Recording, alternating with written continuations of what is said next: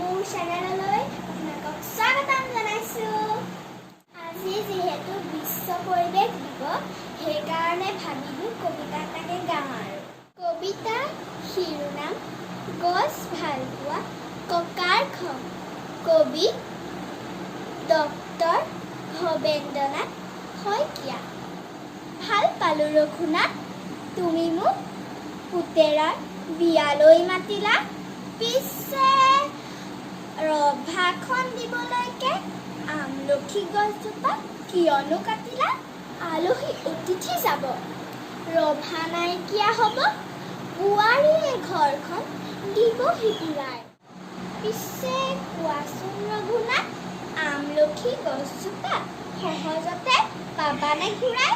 দৰাটিক মাতাচোন, এজুলুকা আশীৰ্বাদ দিওঁ আৰু যাওঁ গছজোপা কটাৰ বাবে।